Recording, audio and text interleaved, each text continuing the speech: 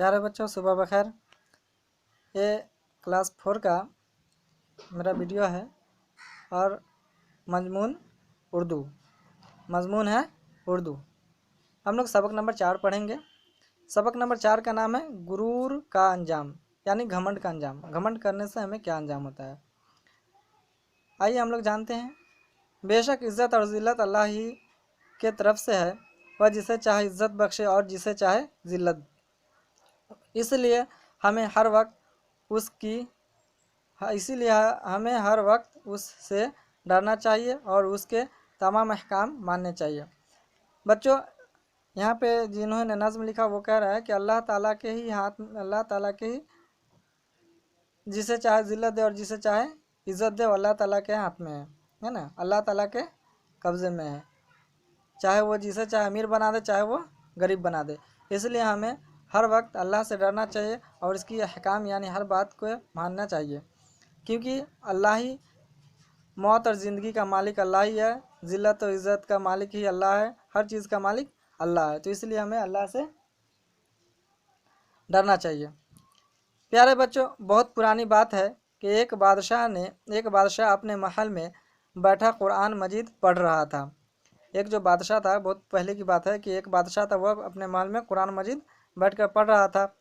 जब उसने कुरान मजीद में पढ़ा, अल्लाह जिसको चाहे इज़्ज़त दे और जिसको चाहे ज़िल्लत, तो बादशाह के दिल में ख्याल आया कि मैं तो बादशाह हूँ, क्या मुझे भी अल्लाह ज़लील कर सकता है। देखो, जब वो बादशाह कुरान मजीद पढ़ रहा था और उस कुरान में उन्होंने ये पढ़ा कि अल्लाह जिसको चाहे इज़्ज़त दे और जिसको चाहे ज़लील करे, ज़िल्लत दे, तो बादशाह के दिल में ये ख्याल आया कि मैं तो बादशाह हूँ, क्या खुदा मुझे भी ज़लील कर सकता है। उसके दिल में ये ख्याल आया, तकब्बुर ये हो गया। उसके दिल में जो ये ख्याल आया तो तकब्बुर हो गया, यानी घमंड हो गया। कुछ दिनों बाद बादशाह अपने साथियों के साथ शिकार के लिए गया, लेकिन बहुत परेशान होने के बाद भी कुछ हाथ ना लगा। अचानक बादशाह की नज़र एक हिरन पर पड़ी। बादशाह कहाँ गया था? शिकार करने, और शिकार करने बहुत परेशान हो गया। शिकार करते हुए उसे बहुत कुछ भी नहीं मिल रहा था। बहुत देर के बाद उसे एक अचानक हिरन दिखाई दिया। हिरन पे नज़र पड़ी जो थोड़ी दूर पर चल रहा था। बादशाह ने अपना घोड़ा उसके पीछे दौड़ाया तो हिरन भागने लगा और देखते ही देखते बादशाह की नज़रों से ओझल हो गया, यानी छिप गया। बादशाह ने जब अपना घोड़ा हिरन के पीछे दौड़ाया तो हिरन भागने लगे और देखते ही देखते वो हिरन ओझल हो गया, यानी नज़रों से छिप गया। और बादशाह हिरन के पीछे दौड़ता दौड़ता बहुत आगे निकल गया। बादशाह हिरन के पीछे दौड़ते दौड़ते बहुत आगे निकल गया और उसके साथी बहुत पीछे रह गए, और उसके जो साथी थे बहुत पीछे छूट गए। बादशाह ने वापस लौटना चाहा, लेकिन रास्ता याद न रहने की वजह से वह अभी वापस अपने साथियों में नहीं पहुंच सका। बादशाह इतना दूर निकल गया था कि वो जब लौटना चाहा तो उसे रास्ता भी याद नहीं था कि मैं किस रास्ते से आया था और मैं जाऊं, किस तरह जाऊं। तो वो अपने साथी के बीच नहीं पहुंच पाया। आखिरकार थक हार कर एक पेड़ के नीचे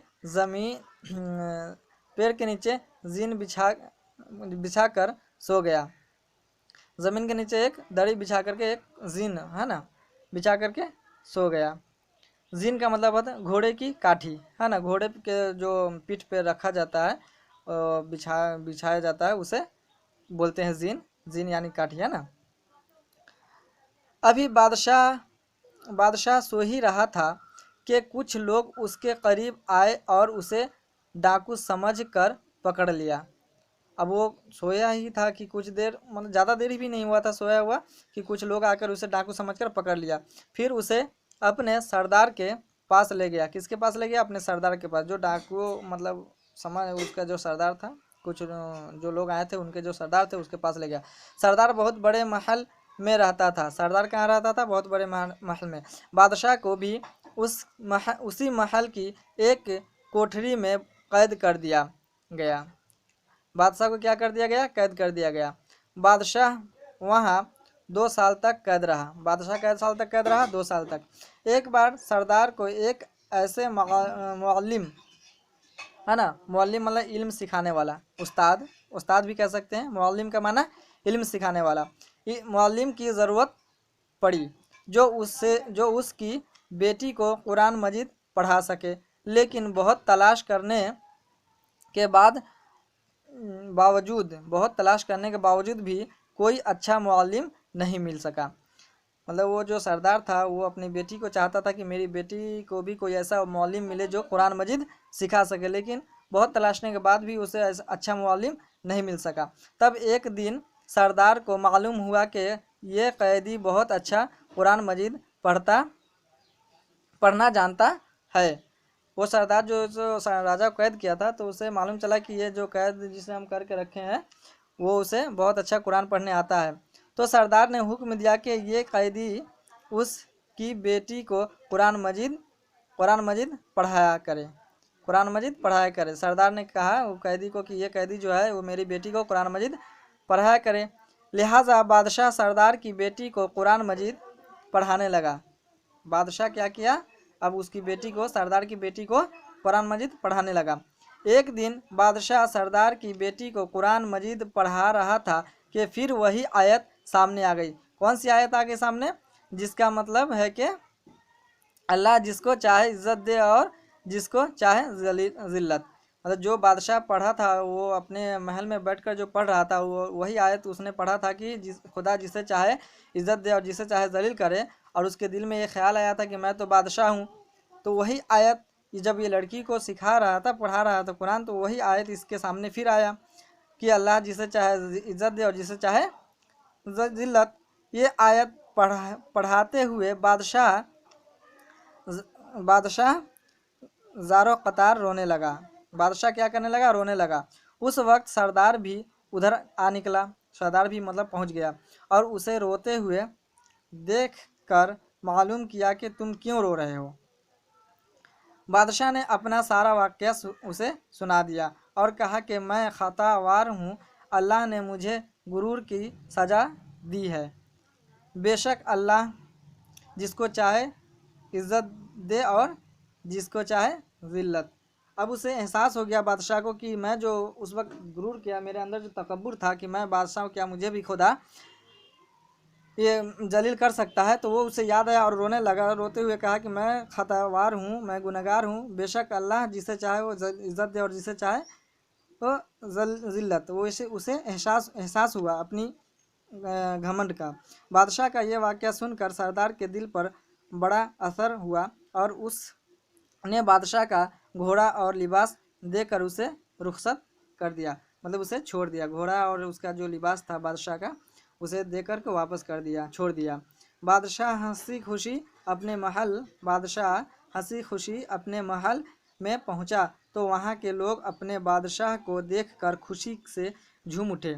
बादशाह ने जब सबको अपना किस्सा सुनाया तो लोगों ने इकरार किया कि वाकई अल्लाह जिसको चाहे इज़्ज़त दे और जिसको चाहे ज़िल्लत। अब देखो बच्चों कि ये जो बादशाह अपने दिल में ख्याल किया था कि मैं तो बादशाह हूँ, क्या मुझे भी खुदा जलील कर सकता है। तो जो 2 साल तक कैदी बना रहा तो ज़िल्लत की ज़िंदगी न जिया। 2 साल तक वो कैद रहा तो उसकी ज़िंदगी तो ज़िल्लत की हुई, तो खुदा ने उसे ज़िल्लत दिया।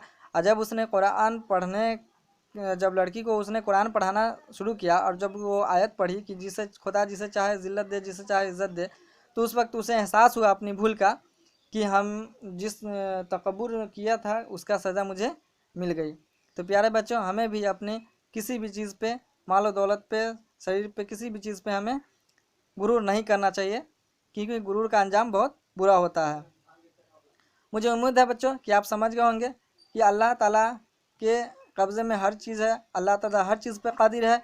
अल्लाह ताला की अहकाम को हमें मानना चाहिए, अल्लाह ताला से हमें डरना चाहिए और हमें किसी भी चीज़ की घमंड नहीं होनी चाहिए। शुक्रिया, खुदा हाफिज़।